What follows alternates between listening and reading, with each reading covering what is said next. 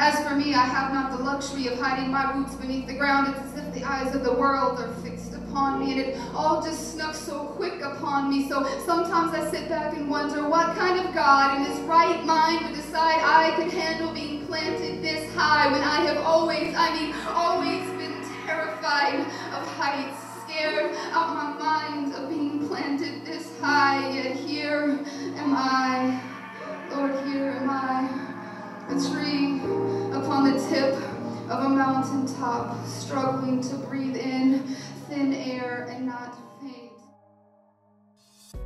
I get a lot of emails and conversations with young girls who do, for whatever reason, find themselves drawn to me and look up to me. There are so many women that they have to look at on TV and in the culture, but there are so few of those women who represent what a woman really is.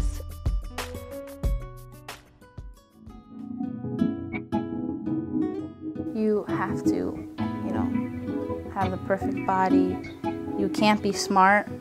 It's either beauty or brains.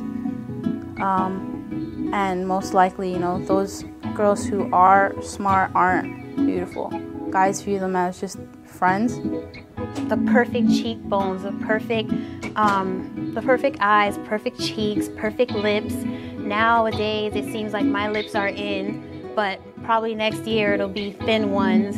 I'm trying to think of what else is defined as beautiful in this world. Oh, here's one. You're beautiful if you're fair skinned, but you're not beautiful if you're my skin type or darker. Having a certain body figure or having a certain shaped nose and long, gorgeous hair. Being fancy, I guess. The culture defines what your body looks like, what size you are, how clothes look on you. It's a very appearance-driven culture, so that's what it promotes, and that's what it defines to be as beautiful. And I think that beauty is so much more than that.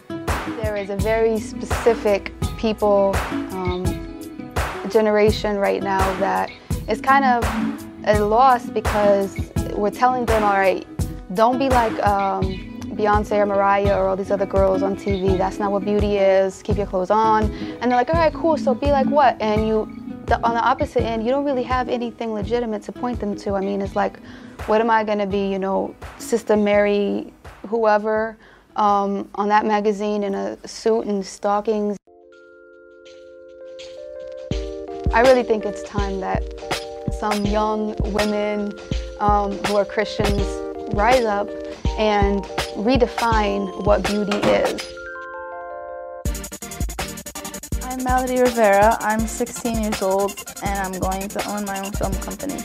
I watch things and try and create my own version in my spare time, just for fun.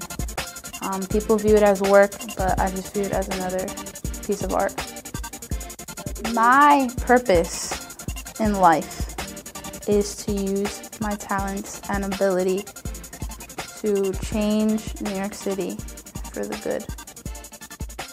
I relate to God in where He is a creator, so I was heavily influenced by that. I wanted to create buildings and essentially be like God in some way. I think a lot of women, not including myself, body image is like being able to fit in a size 2 and below. That's what it is, which is so wrong in so many ways. And we're made, I think, we're made not to think of ourselves as more than just the size that we are, or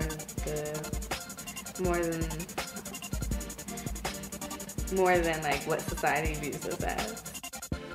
Too many, I don't know if most, but too many young women have been socialized to think that beauty has to do simply with the physical. And I think physical has its place. We should take care of our bodies, it's the temple of the Holy Spirit. But beauty is not at its heart about the physical. It's really about who we are and whose we are.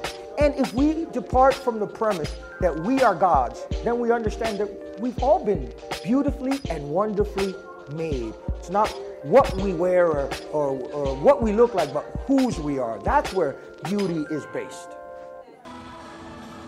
Find your self-worth. If you find that confidence in you, you'll be beautiful all around. Like, it's okay to be who you are. It's okay to be different. It's okay to, like, go outside of social norms. It's who you are inside and what you are about and what you promote to better the world.